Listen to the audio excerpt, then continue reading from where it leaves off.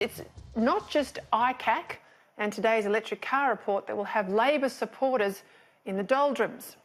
For my mind, the current parliamentary inquiry into the Morrison government's legislation introduced recently to repeal last year's Medevac laws is far more damaging to the left side of politics.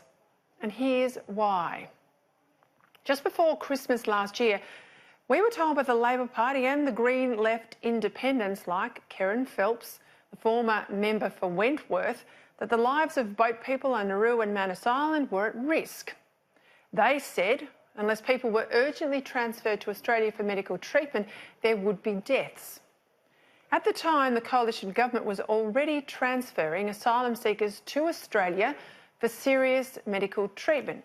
You might recall there was the case of a suspected bowel obstruction that turned out to be no more than bad constipation. So opponents can hardly argue that the old regime was harsh. But of course, that's precisely what they did. Aided by the high-profile Dr. Phelps, who, along with Labor, was so sure that the new Prime Minister Scott Morrison was vulnerable, they sought to pile on the pressure in the hope internal strife would be the measure of his time in office as it had been for his predecessor.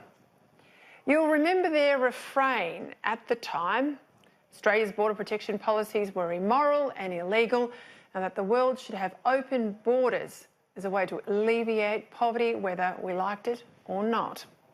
Now, I said back then that this new law that Labor had forced through the hung parliament, assisted, I might add, by players like former Senator Derryn Hinch, I said it would mean that just about everyone on Manus and Nauru would eventually end up in Australia because two activist doctors would be found to certify that they should. Sick or not, whether the doctors had physically examined the patient or not as well. That's exactly how it turned out. The camps on Manus and Nauru have been emptying fast anyway, thanks to the government's deal with the United States. There are only about 500 left on Manus Island, which is soon set to close, and there are only about 300 left on Nauru. Of course, there are no children at all left in any offshore processing centre compared to the hundreds of children detained under Labor. But Labor's Medevac laws, the Phelps legislation, well, it's turned out to be a racket for bringing illegal boat people to Australia and delivering for the people smugglers, just as we said it would. Remember, those evacuated were all supposed to be people that two doctors said must be brought to Australia for urgent, inpatient medical treatment. Treatment that none of the 60-plus health professionals that you, the taxpayer, pay for in these offshore detention centres. Well, here's what we found out today following evidence at this parliamentary inquiry. Of the 111 asylum seekers brought here to Australia since last Christmas, just four of them, have been hospitalised on arrival. And not one of those brought here since March remains in hospital. Not one.